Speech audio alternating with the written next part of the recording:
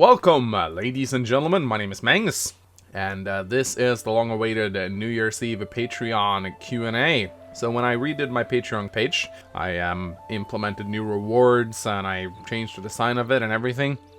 I decided to do a Q&A because it's been a while since we had one of these. I got around 30 questions from you Patreons, and I'm going to answer them all.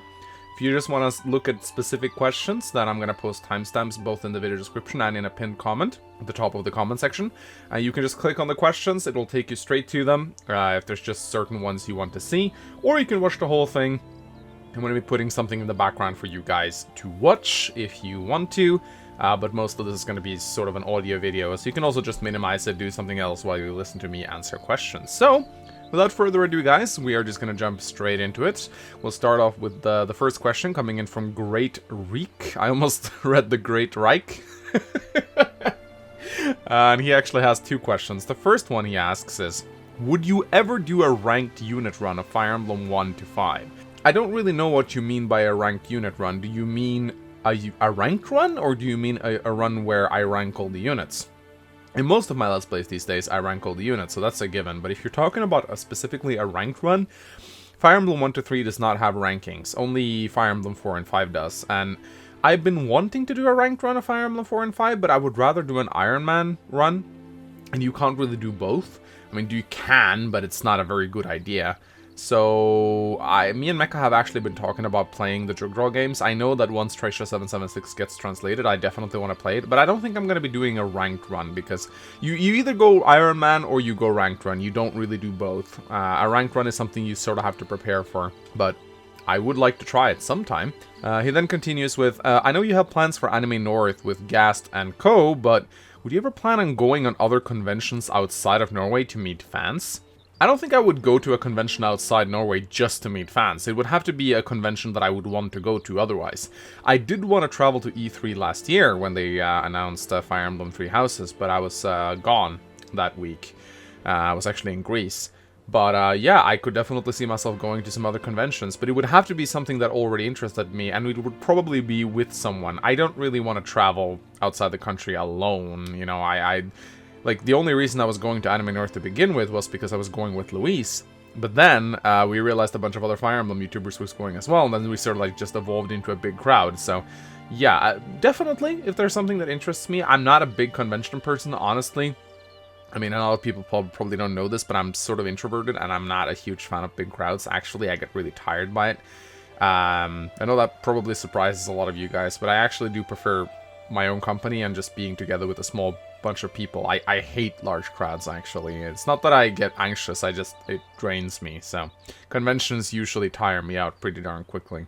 So the next question comes in from Helios, and he asks, what are your opinion on the laguz-type units in Fire Emblem? So I think I'm gonna answer this both gameplay-wise and story-wise. We'll start out with the story. So I think that the Tellia series are probably widely renowned and loved because of their inclusion of the laguz. I think that in all the other games they were handled very poorly. I'm not going to include dragon units right now because I feel like they're another category in and of themselves, even though I know we have dragon laguz in the Tellia series. So I'm not going to like include Tiki and Bantu, for example, from the Arcanea games. But I thought that, for example, the Taguel in Awakening and the Wolfskin and Kitsuna from Fates, they were really poorly implemented. They felt shoved in there. They didn't really feel evolved at all. Like, what do we really know about the Taguel at all? Like, Pan just felt so shoehorned in there. It's like, oh, we need a laguz unit in here. Let's just put a rabbit there. And it just felt so out of place. You never meet the tribe or anything. Whereas in the Tellius games, the laguz are very intertwined in the story and the culture. They got their own countries. They got their own kingdoms. And I, for one, think that they have a lot of amazing character designs, like Tibarn, Naysala, Nyla. I even think Leth and Mordecai look amazing, and I really, really love them. I think the Tellius games are much loved because of their inclusion of the laguz. I think they add a lot of spirit and soul to the game. They add a lot of cool character designs, a lot of cool narratives that they can spin. I like the whole racial tension that's going on between the Bjork and the laguz. I think it's a nice conflict that is very, very interesting, and it can spark a lot of good writing prompts. As far as gameplay, it sort of varies from game to game. I think that in Awakening, I never used Pan. In Fates, I thought the Wolfskin and Kitsuna were sort of bad. In the Tellius games, I feel like, aside from the Royal Laguz, The regular laguz are mostly pretty bad, with some exceptions, like Volug is pretty good in part 1, but I think that in Path of Radiance, the laguz that transform instantly, such as Leth and Janaf, they have their uses, but they still fall off really quickly. And in Radiant Dawn, holy shit, most of the laguz get shafted so hard. Anyone who's a cat in that game just fucking suffers so hard because they just transform in and out. I'm not a big fan of a unit that goes from being good to useless, and then back to good, and then back to useless. It's like, yeah, sure, they can punch back a little bit in Radiant Dawn when they're not transformed, and that's nice, but they're still weak as hell. And like, what good is a unit when you just leave it on the front lines, and after a couple of engagement, it just turns into a sitting duck that gets doubled? And then, like, you have the Royal Laguz, who just comes in and completely obsoletes everyone else, because you got, like, why would you feel Janaf and Ilki when you got fucking Timarn, who can just stay transformed indefinitely? Like, gameplay-wise, I thought the laguz, especially in Radiant Dawn, were really poorly handled. Like, they didn't think a lot before they put them in. Can you really tell me a single laguz in Radiant Dawn that's worth training and bringing to the tower over any of the Royal laguz? I can't think of any. It's, so yeah, they gameplay-wise, really bad, but story-wise, I do love them. They're really cool. The next question comes in from Anonymous, who asks, for you, what was the hardest part of your life? Like an age bracket, maybe? And if possible, why? Right, so I would say that one of the hardest periods of my life was probably from 18 to 22. I've talked a little bit about this before. I was very deeply invested into World of Warcraft. It was sort of my escape. I hated school. School for me was hell. I wasn't bullied or anything. In fact, I was relatively social. But I sort of isolated myself because I got really burned out from school. I've always been a creative soul, and for me, I always felt like school destroys creativity. This is one of the reasons why I didn't want to be a teacher anymore, because I saw how hellish the school system was. In school, you are taught to shut up, sit down, mind your own business, regurgitate knowledge, and not think outside the box. In fact, you get punished for thinking outside the box. Teachers will get annoyed with you if you think outside the box. They want you to think like they want you to think. And if you don't conform to their norms, you get punished and frozen out, and you get downgraded. And this happened to me very frequently. I was the kind of student that I could perform really brilliantly if I cared about a topic. I would get straight A's. But most of the time I would get on the teacher's bad side because I was kind of difficult, and I would often talk back to the teachers in situations where I shouldn't, and as a result I got into a lot of trouble. So I felt really alienated in school, and it just slowly wore my patience until I sort of just lost all interest for it and I started skipping school. And this was very depressing to me because I felt like I was sort of failing, and both my parents were teachers and they had very high expectations of me, so I didn't really want to tell them, so I sort of kept it from them. And instead of like going, I mean, I really sought some reprieve from all this hardship, so I started playing World of Warcraft, and I invested sort of most of my time into it. I probably played it for like 15 plus hours per day. Now, this was a very difficult period for me, but only when I was not playing.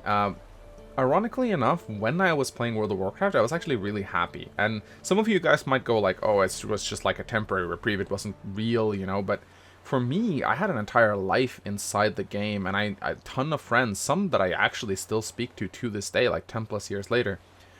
It was both the happiest and the saddest time of my life at the same time. Whenever I turned off the game and I had to go do my chores, I was miserable. Whenever I had to go to school, I was miserable. But while I was actually playing the game, I was actually really happy. I really, really enjoyed it. It gave me purpose. It gave me some fulfillment. I lived for that game, and many of my friends at school was also playing it, and I connected with a lot of people over school by playing the game with them. Even met a girlfriend over WoW, and it gave me a lot of things. And my parents, when they discovered I was playing WoW, they thought that this was the reason for why I was failing school, but of course the reality was the fact that I was using WoW to escape my problems, and if I didn't have access to that game, I probably would have turned to pills, drugs, or alcohol, which would have been even worse. A lot of my friends did that, actually, when they dropped out of school. I am really grateful that I had the game, I used gaming as an escape. And I don't think it could have gone any differently, honestly, because I just was not made for the school system. I couldn't function in that environment. And there's sadly a lot of kids who just don't function very well in school, and as a result, I just felt like I did not fit into the system that they had designed.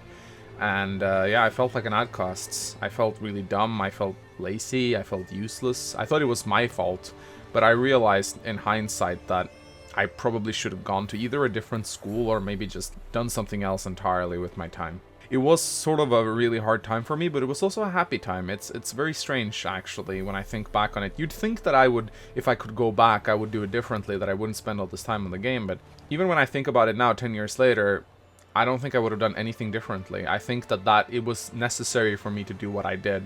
I don't think I would have survived if I hadn't found that escape via gaming. And I think a lot of kids have it the same way. I know that gaming can be sort of an addiction for some people. I'm not saying this is the course that everyone should take. I know some people have had their lives ruined by playing World of Warcraft, so I certainly don't advocate this for anyone, but for me, I think it was the smartest decision. The next question comes in from Zero1503, and he asks, how do you manage to keep your holy baldness so shiny and glossing? Well, I think it has something to do with the lightning. I'm sitting directly under a light bulb, so my head looks a lot more shiny than it should. And I mean, it's not really shiny. I mean, I got some hair on here and shit like that, but I mean, if you have a bald head, it's gonna shine by definition. But yeah, I know some people who actually like polish their heads and shit. Maybe I'll start doing that. That'd be fun. So the next question comes in from Anonymous, who asks, Mangs, who is your least favorite character in each game? It can be for story reasons or gameplay, just the people who grind your gears the worst. So I actually wrote this down because it's a pretty long question, or it has a pretty long answer, I should rather say. I've decided to make it about gameplay because I think if I had to talk about story, it would be way too long. So yeah, here's my 15 worst characters in each game, or the ones that I like least. Not necessarily the worst, but the ones I like least. So in FE1, I've noted Biraku, also later known as Wylan. It astounds me how shit this guy is in FE1, despite being a Cavalier. Like, his stats and growths are so bad. Like, if you just go check out his stats, like, it's crazy. He's, like, so horrendously understated for what the time he joins. It's really stupid. In FE2, I put up Jesse. I just find Jesse to be completely useless. Like, he joins in Selkarat, where you already have a shit ton of mercs, and he just is so low level for the time you get him. When you reach him, Saber is usually promoted, maybe even Kamui is promoted, and Jesse just comes in and he goes like, hello, I'm a unpromoted Myrmidon. It's like, what the fuck is the point behind this guy? In FE3, I put up Thomas, the Gordon clone. Like, he's an archer that joins after George. What the fuck? Like, oh my god. He's so bad. He's worse than Gordon. In FE4, I put up the substitute Daisy. She replaces Patty. Daisy has a base strength of 3, no pursuit, and a 10% strength growth. Trying to get her to promote is almost a challenge on itself. I managed to do it during my substitute run, but oh my god, is it hard. I have to give her, like, the Brave Sword. It's really dumb. But yeah, she's fucking awful. In FE5, I just put up Alba, one of the knights. I think he's maybe named Alva in the new translation. It's just one of the cavaliers that join that have no lines. I could put up the other cavalier too, but I forgot what his name was. In FE6, I put up Geese. There are many characters in FE6 that are worse than Geese, but Geese always fails to impress me. I always want to use him because he's like a pirate. He's the only pirate in the game, and Berserkers are pretty good in FE6, but his stats are just so underwhelming. His bases are just like, every time I look at him, like, I've tried to use him so many times, and every time I just go like, can't use this guy. And it's kind of sad, because he's like the brother of Geats and shit from FE7. I think he's a pretty cool character. He's got a really cool design too, but he's just like, just so underwhelming. In FE7, I put up Rebecca. She is ridiculously cute, but she's so fucking bad. I just had to put her up there, and so many people love her because she's adorable. In FE8, I put up Cyrene. Cyrene is far from the worst unit in FE8. I just find her very underwhelming because she joins so late, and her bases are really bad for her join time. And by the time she joins, you will have a lot of good units, so you don't really end up needing Cyrene. Although she is the flyer, and she's a pre-promoter flyer, which is seldom a bad thing, but I just find Cyrene to be very bad. In FE9, I've written down Ulki. I didn't really know how bad Ulki was until we met him in our Path of Radiance Maniac mode run. It was one of the few units that Mekkah actually rated 1 stars. I thought that Hawk Lagoose had Kanto in Path of Radiance because it's been a while since I played it, but they don't. Not only does Ulki not have Kanto, he also has the horrible transformation gauge where he doesn't transform immediately, so it takes him ages to get into combat, and then when he gets there, he's not even that good. He can't Kanto out of range. He just, the stats are just shit. Yeah, he's got way worse bases than Janaf. He's just really, really fucking bad. Despite being a flyer, you'd think he could do something, but he really can't. In F10, I put down Liar because Liar is just such a shitty unit, because even if you do take your time to train her and you do the Blossom Paragon thing, which a lot of people like doing, she's still a cat, which means she untransforms after 2 seconds in combat. Such a shit unit. In F11, I put down Caesar. I was going to put down Rad, but then I realized Rad is great because he's a meme now. But Caesar's really underwhelming. He's not by far not the worst unit like in Shadow Dragon. There's a ton of units that are worse, but Caesar is like a unit that I've never used. Despite him having actual pretty cool design, it looks a little bit like George in a way, now that I think about it. In FE12, I put down Wyland because Wyland. In FE13, I've noted down Virion because archers are still shit in Awakening, and Virion is pretty shit himself, even though I like his personality. In FE14, I put down another archer, Setsuna, because why the fuck would you use Setsuna when you can use Takumi? She's so bad. Oh, look at me, I got a personal skill that makes me take more healing. In FE5-15, I put down Clive. Clive is always hyped up as being this amazing guy, but he sucks so bad in the game. It's kind of sad too, because in all the DLC maps he's really good, but he is really bad in the main game. I wonder why. It's really annoying. So yeah, that was my answer to that. Hope you enjoyed it. The next question comes in from Anonymous, who asks, how long does it take you to make a Patreon requested video? Not that long, actually. It's more about the mentality of setting myself into it.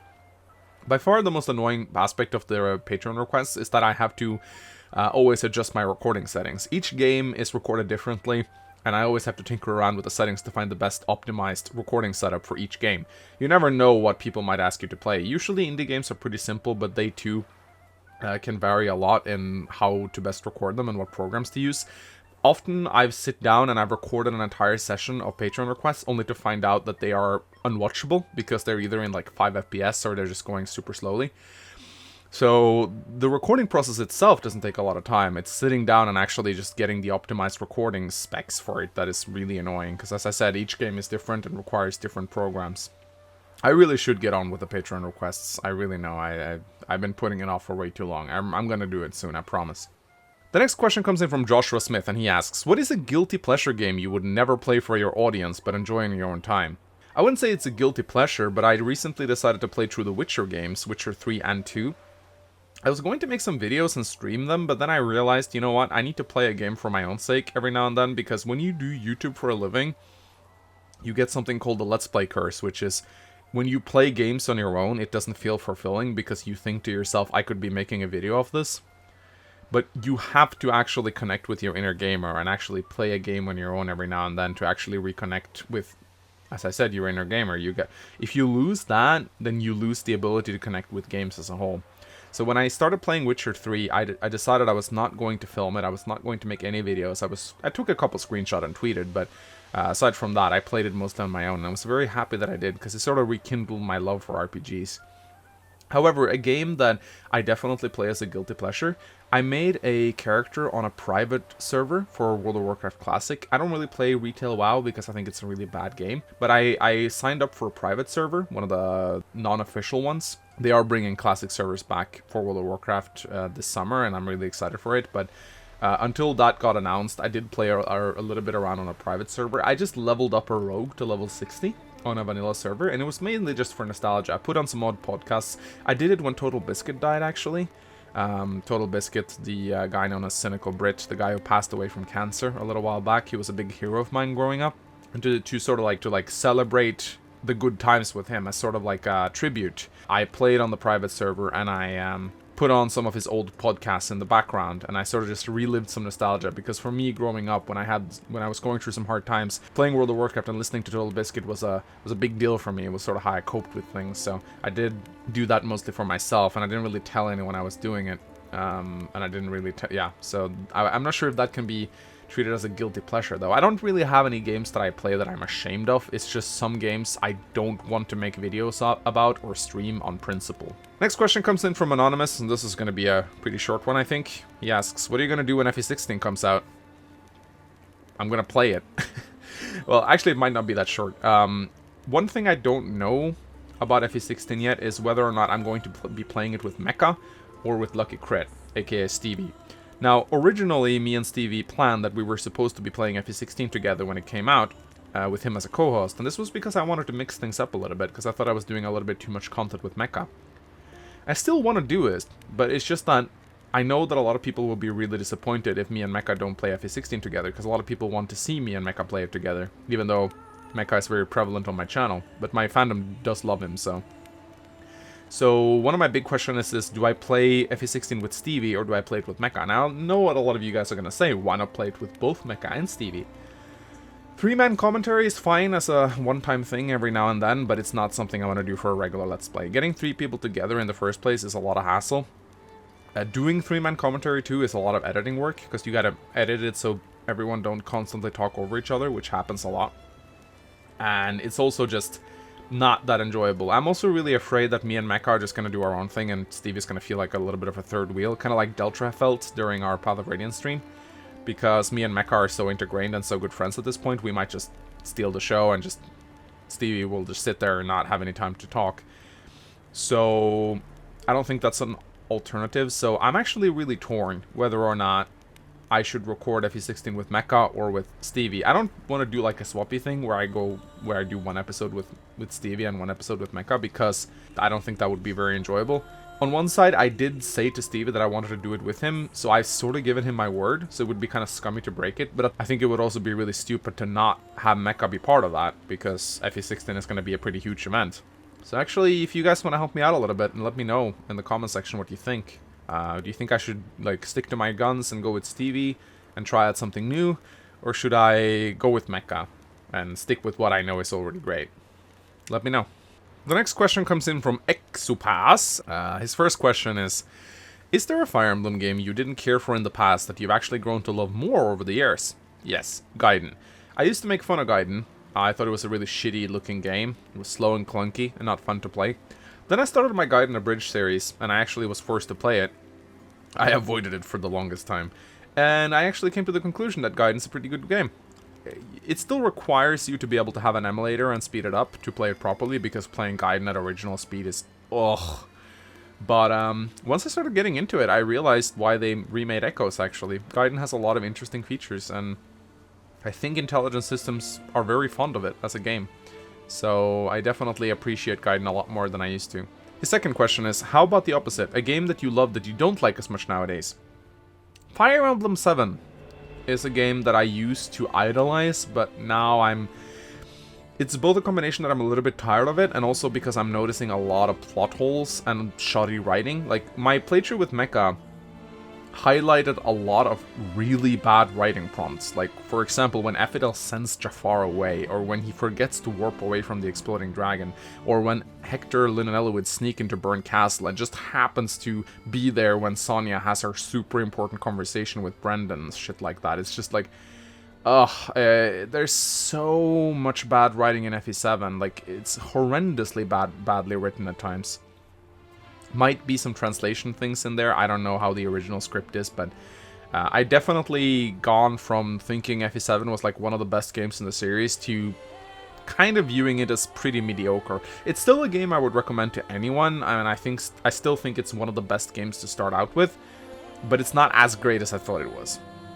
His last question is another mini question. I'm a bit addicted to Coca Cola, and I'm trying to break from it for health reasons. Any tips? Well, you're not precisely talking to the best guy here, or actually maybe you are, because I have actually been attempting to quit for a long time.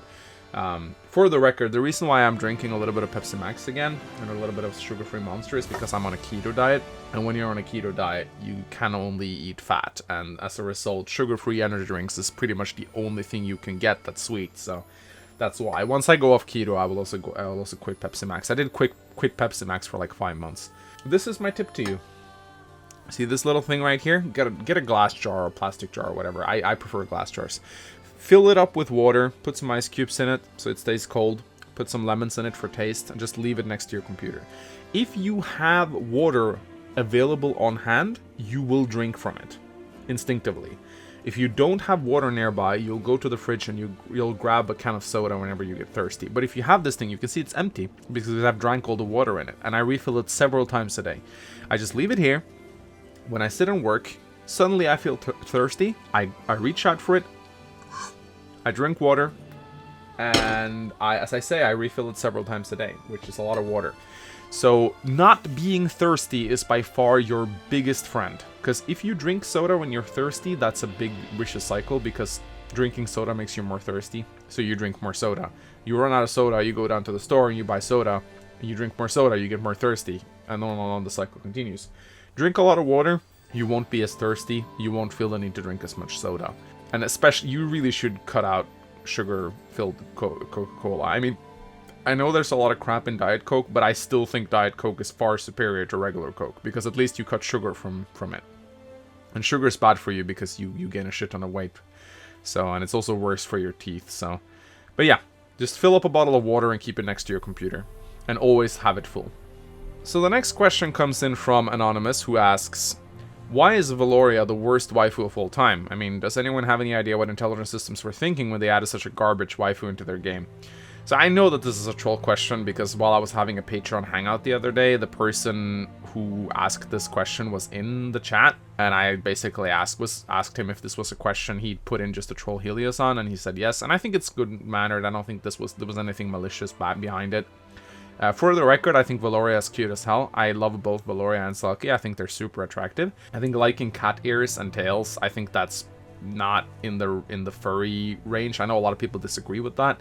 But I think it becomes a furry fetish when you like actual fur on the body, or when you're attracted to specific like animalistic behavior and stuff like that. I don't want like a cat girl that meows and shit. I just think girls with cat ears are cute. I look at cat ears like a cute accessory that they can have on their heads. I don't want them to go around and meow and wag their tails. That becomes a little bit too weird for me. But I will say though, and again, I'm not saying that the person who asked this question did any furry bashing, but I am actually starting to get a little bit tired of all the furry bashing that goes on within my community, to the point where I've actually put my foot down on several occasions, both in the Twitch chat and in Fort Mangs, and I've actually said fucking knock it off. Because I get it, it's fun to bash furries, and it's been done frequently for many years. It's sort of become a trend. People just say fuck furries sort of as a reflex now. And this definitely originated from 4chan, where furries are frequently made fun of. And I get that a lot of furries act really annoyingly. Like, I've met some horrendous furries in my life, and I definitely understand why people don't like them. But in my community, there happens to be a lot of people who are furries that are actually really nice. 3 of my mods are openly furries, and they're the nicest people you'll ever meet. A bunch of people in the Patreon lounge are openly furries, and I have never once seen them act degenerately or just like turn the Patreon lounge into like a furry chat.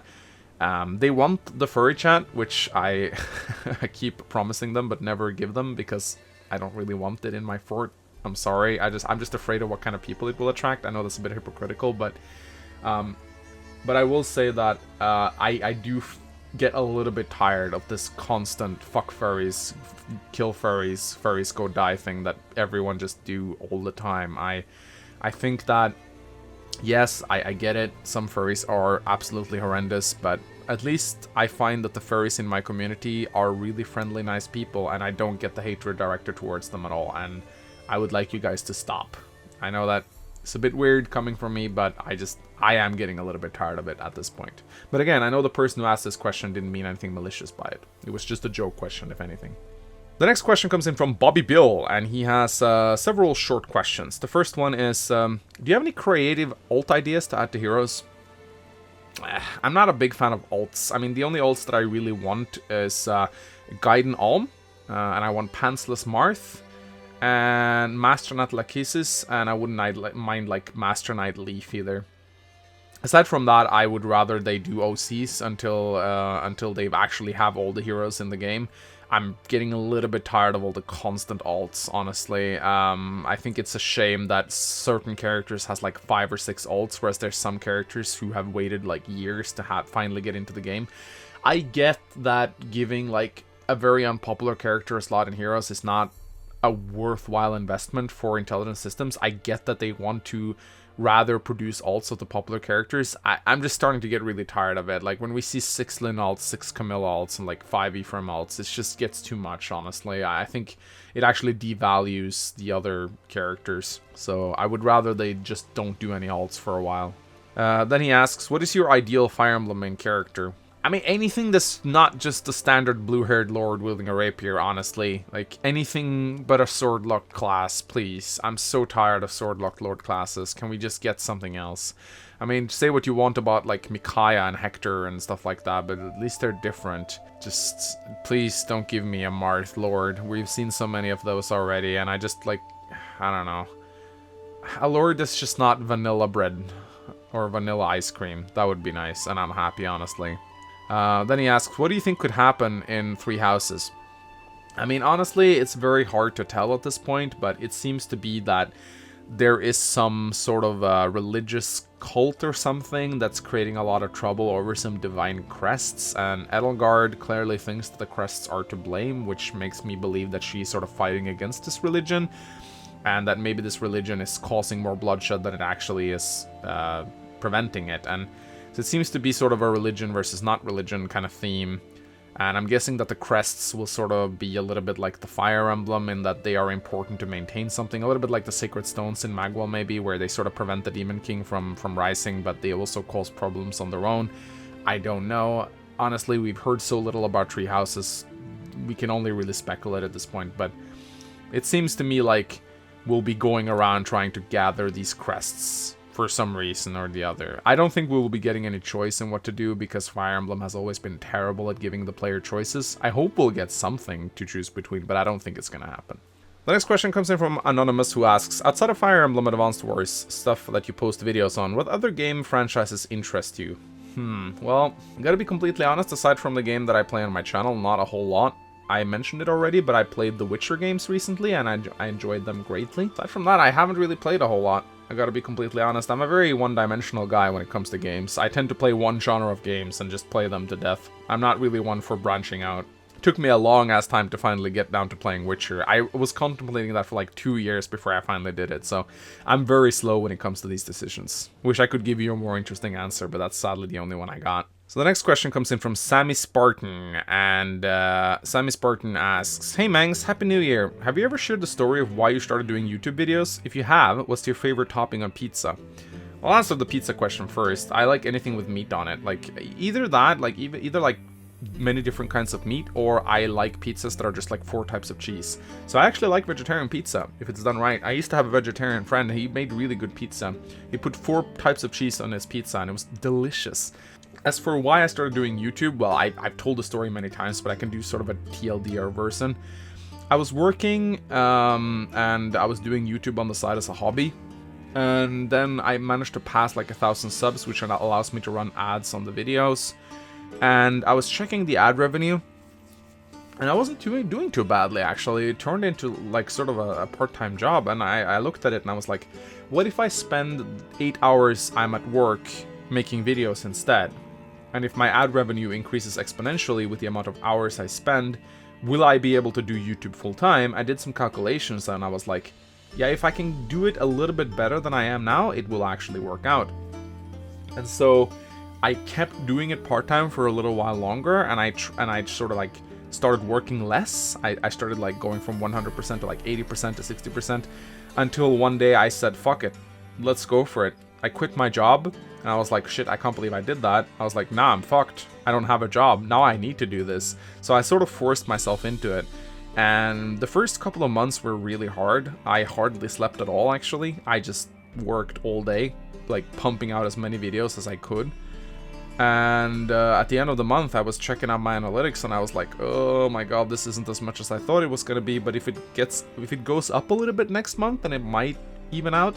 And it did, and then it went down a little bit, then it went up a bit, and my mental state was not good in this time period. I was very anxious because I was wondering whether or not I had to have money for food. Then I launched a Patreon, and things got a lot better. Still not like super comfortable, but a lot better. And after that, it's just started stabilizing, and I started streaming, and I got a bunch of donations, and that definitely helped out a lot. And yeah, sort of just evened out from there, and I haven't looked back since. I thought it was going to be just a 1-year thing. I was like, I'm going to do this for 1 year, and then I'm going to go back to working, just to, you know, see how it is. And 5 years later, I'm still doing YouTube, so it's not, yeah, it's just, I just sat down one day and was like, let's give it a go, let's just go for it. But it was after I did some calculations, and I know math, not my strongest suit, but I had a friend help me with it, and I was like, okay, if I can do this every day, If I can get out this many videos and get this many views, then I can do it. And I managed to do that. So it was really that simple. The next question comes in from Anonymous, who asks, compared to other channels, you have a lot of fan interaction. How will you continue to keep in connection with them in your growing popularity? Well, I keep telling myself that the day I stop interacting with my fans is the day I stop YouTube.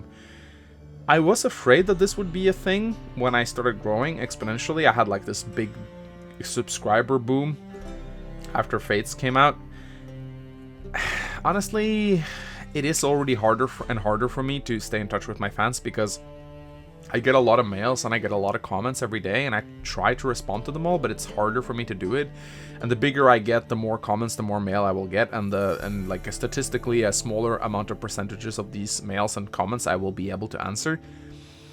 Every morning I set aside about an hour to just read and reply to comments and fan mail and Discord messages, and I think I will keep doing that for as long as I do YouTube. At least 1 hour a day I just spend answering and reading comments. Some of the times I just read a comment, and if you see that a comment has a thumbs up, I always thumb up a comment in the comment section once I read it. So if you see that your comment has 1 like, that like is most likely from me, because I read your comment and I liked it. So of course I can't respond to every single one. I would literally do nothing but write comments if that was the case. But I do try to read most of the comments that comes in, and I would dare say, like, on most of my regular Let's Plays and stuff, I do tend to read like most of the comments that comes in. But yeah, I mean, I'll just keep doing my best. I think that a YouTuber who doesn't read comments or respond to fan mail or comments, I think that's a YouTuber that will gradually get out of touch with his fan base, and I think that's really important to not do. Like, I think you gotta stay in touch with your fan base. You gotta listen to what they say, you gotta listen to what they want. After all, without your fans, you're nothing, really. So I hope that I'll only get better at doing this, and I will definitely never, ever, ever, ever stop setting aside time every single day to read and respond to comments. And I wish that I had more time during the day to just respond to more people, because I know that for some people, just getting a reply from me, I know that that really makes their day, and I wish I could do that with more people. But sadly, I also got to spend most of my time actually creating the content that you watch, or else there will be nothing to comment on. So yeah, but yeah, I'm doing my best, and I hope that I'll never stop doing what I do. Next question comes in from Captain Li Shang, and he asks, when will we get a long-awaited kiss cam between you and your go-to companion Mekkah? Not being a pervert, the fanbase just has certain expectations. Well, I know for a fact that Mekkah never wants to do a face reveal, and so I don't think that will ever happen.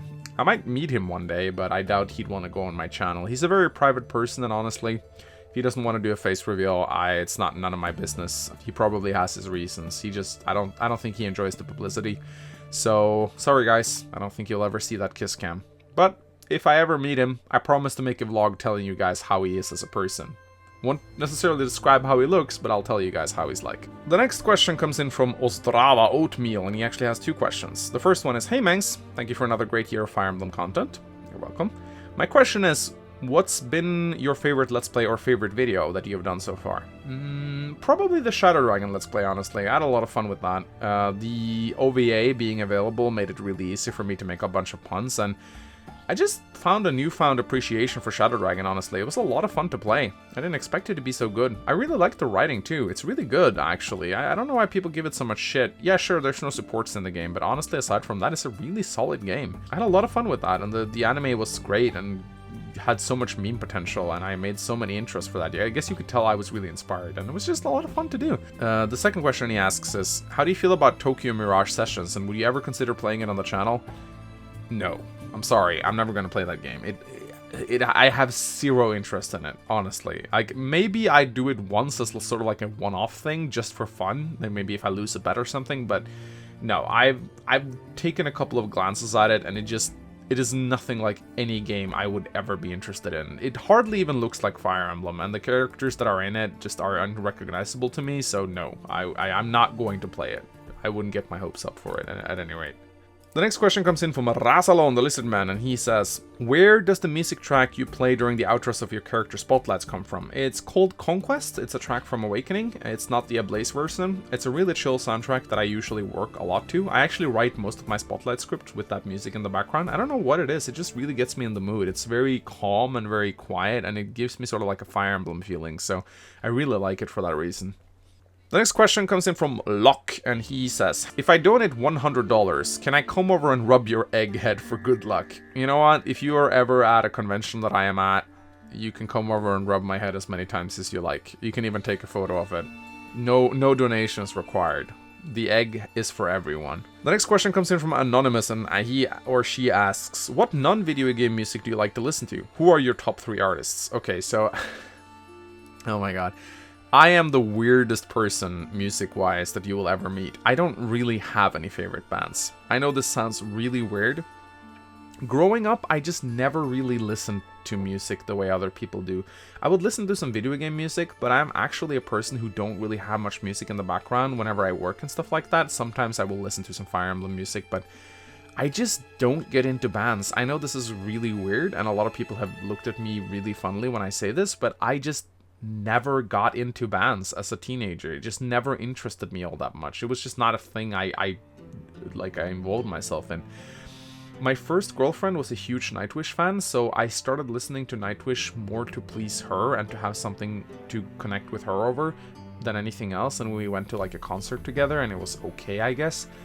But once we broke up, I had zero interest in continuing listening to Nightwish. I did it for a little while, then I realized I didn't really do it for myself, I did it for her.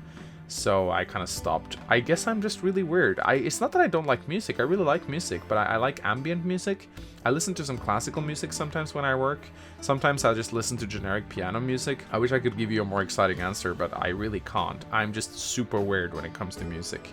I know that this is like akin to yeah, just being super weird in today's day and age, but that's just the way I am. The next question comes in from Fireland00, and he asks, will there be another PME? And if so, what Fire Emblem game will it be? I've contemplated a Tracia 776 PME. I know it's a bit hard to hack, and we probably couldn't do a lot of cool shit with it, but I really want to do a Tracia 776 PME if I ever were to do one. It won't be any like custom maps or custom story or anything like that, but at least people would be able to submit their own characters.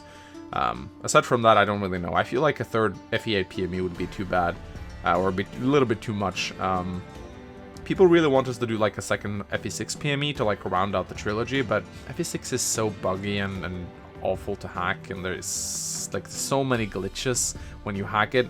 I would rather not, but never say never. I might do it. Then he asks, will there ever be more videos involving featuring / collaborations with us subscribers? Also rip the PME units that died in your Let's Play, lol. When you say involving my subscribers, I'm assuming you mean things like coring quests. I'm also hoping that FE16 will have something akin to coring quests. I know that there will probably be a My Castle feature. I hope that you'll be able to visit each other's castles and recruit each other's main characters as like a, what do you call it, an Einherjar unit. I really hope that's the case, because that means I can do like, I don't know, Edelgard quest or whatever the fuck where we call it, my unit quest or whatnot. That would certainly be awesome, and I really hope that's going to be the case. So the next question comes in from Metadash, good old Metadash, and he asks, hey Mangs, I've been watching for years now. In the beginning years of college, and even now, months after graduation, I'm still here. Your content has helped me through some tough times, but right now, things feel a little aimless for me. I'm not where I wanted to be in terms of my future. How did you deal with the transition from working in a school to YouTube full-time? Any suggestions for someone in between things at the moment? Okay, so this is actually 2 questions. Both how did I deal with the transition and what should you do as a person? I'll answer the YouTube question first. How did I deal going from a full-time job to YouTube? Horrendously. This is me right after I started working with YouTube. You can see how overweight I am. I had no idea what I was going into. I thought I could just sit on my ass and edit videos all day and it would have no consequences. My biggest mistake was not working out properly. So I did all the mistakes that I could possibly do. I ate like shit. I didn't work out enough. I didn't go out enough. I started isolating myself. It was really bad. So I had to learn a lot of hard lessons in the worst way possible. So I did learn eventually after 2 years' time. I figured out what not to do and what I had to do. So I stumbled into a lot of pitfalls, let's just say that. Now, as for you, the feeling of aimlessness, that's something that I resonate with a lot, because that's a feeling I've struggled with personally. It was one of the reasons why I started doing YouTube, because I felt aimless and useless, and I didn't feel fulfilled in my line of work at all. Now, it's very difficult for me to give you specific advice because I don't know what you work with. I don't know what you've been educating yourself as. I'm sure you've said it a couple of times in the mod chat, but I'm sorry, I'm not good at like knowing what everyone in my community is doing. What I do know about you, Metadash, is that you're a very friendly guy. You clearly have very good social skills. You seem like a very intelligent, bright guy. You're very easy to like. I've never seen you like treat anyone badly. You're clearly a person with a lot of empathy and kindness in you. And if you have those qualities, I cannot imagine that there's things that you cannot do that will make you feel happy. You seem like a person that can find a lot of success in working with people, if anything. So I don't know what you're doing now, but whatever you're doing, let me give you a piece of advice. I have two general pieces of advice for you. So if you're feeling unfulfilled and you're wondering if maybe you should change your path, start writing a diary. Not a daily one, a weekly one, and rate your weekends from 1 to 10. Based on how you're feeling, how fulfilled you are, how things are going, what's your progress. And after about 3 to 4 months, you do like a little chart. And if you see that your mood is going up and down, up and down, and up and down, there's a good chance that this aimlessness is a phase that will pass eventually, and you'll find some fulfillment eventually. It's just something you gotta work yourself through. Now, if after 3 to 4 months you see that the chart is just flatlining or maybe going down, then that's a clear indication that you are on a wrong path and you need to change up what you're doing. Now, for me, I had the opportunity to go into YouTube. That's not something everyone can do. In fact, it's not a route that I would propose to anyone, because it's not something that anyone can do. But if you find that after 3 to 4 months that you're still feeling aimless and unfulfilled, I see no other options but for you to cancel whatever path you're currently on and do something else. As for what that's going to be, I wouldn't be able to tell you. You'll have to figure that one out on your own. However, I have another piece of general advice for you. It's advice that guys generally don't like to hear, but I think it's advice that guys need to hear. Now, I don't know, maybe you're already doing this, but I'm going to say it anyway, because I think it's something that, as I said, every guy needs to hear. Go to the gym and start lifting weights.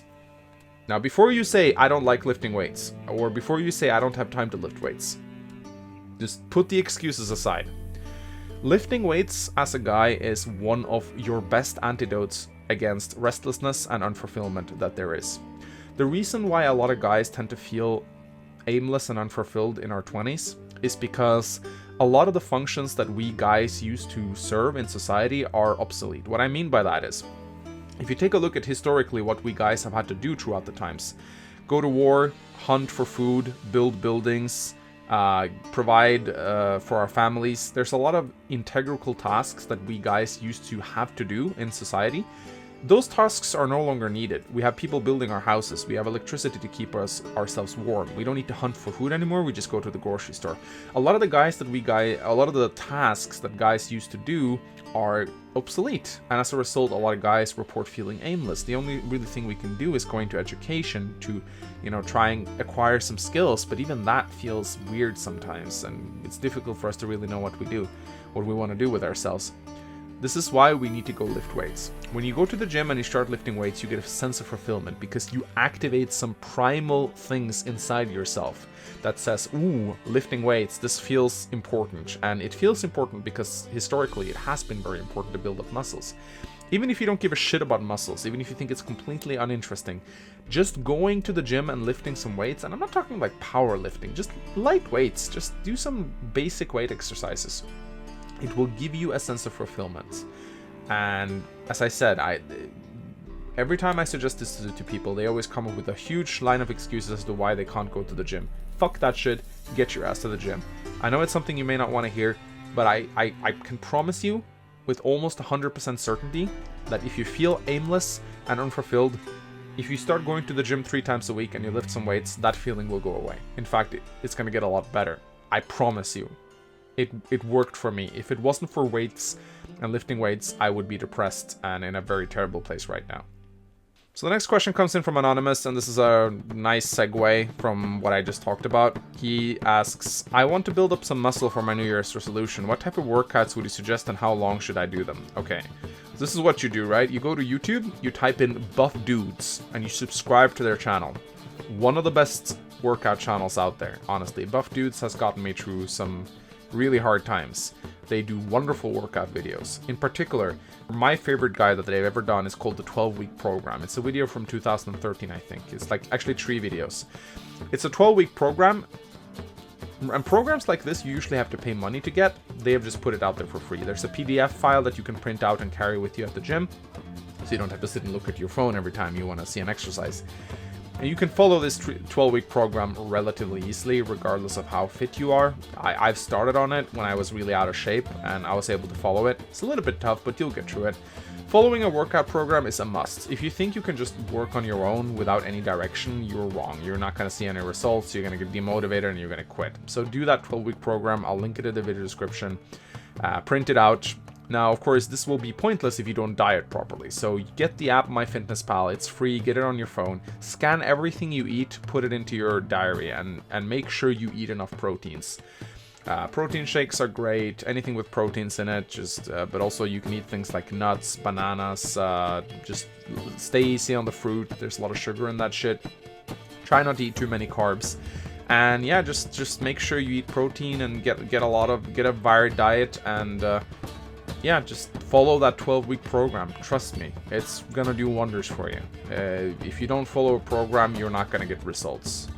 You need a program. Everyone needs a program. I would actually say avoid a personal trainer. While a personal trainer gives you a lot of good results, I actually think you'd benefit more from actually learning to work out yourself. First of all, personal trainers are very expensive. Second of all, you might find that if you rely too much on a personal trainer to get gains, you will struggle to work out on your own, because you'll be constantly relying on someone to scream into your face to get anything done, which is not good. So personal trainers, while they might be good for some people, I recommend trying to work alone. Don't lift with a buddy. Seriously, I know it might be a fun social event. Work out alone. You do not want someone to talk to at the gym. You're going to waste so much time talking to your friend. Don't do it. Unless your friend has like a determination of steel and you're very good at working out together while shutting up. Horrible idea to take someone with you to the gym. Work out solo. Always. Go to the gym during morning or evening hours when there's not that many people there, so you don't have to wait in line for machines. Do not work out after work, because everyone does that. So either go to the gym early in the morning before work, or late right before it closes. Or maybe you're lucky enough to have one of those gyms that are open all night and you can just go whenever there's no people there. Definitely try to find hours during the day where you have all the machines to yourself, because then you can get the most efficient workouts. Also, lastly, don't bring your phone with you into the gym. If you follow a program, then print it out physically so you can carry it with you in paper format. Do not look at your phone. Yes, there will be rest times in between each sets, usually from 1 to 2 minutes, but you want to avoid bringing your phone with you, because if you know that you have to wait 2 minutes before the next set, you will very quickly sit down and browse your phone, and before you know it, you'll be sitting there for 10 minutes reading some Reddit thread or something. So just leave your phone in the locker room.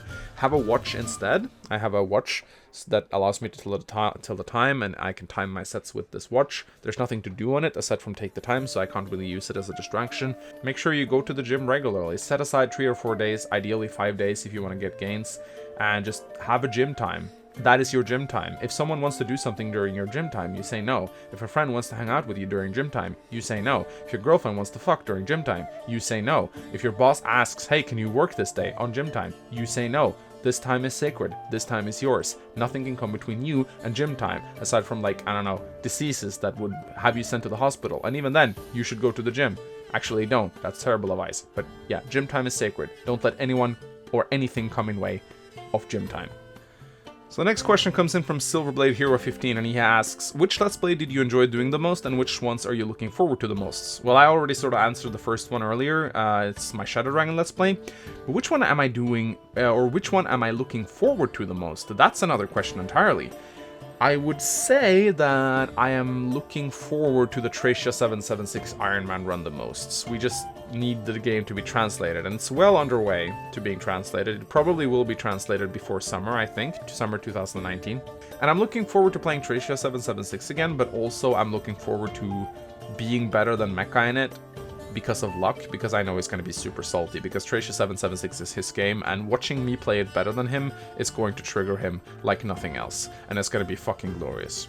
So the next question comes in from Lalm, and he asks, if Intelligent Systems broke down your door and told you to design a 4-person banner for heroes, who would you put on it?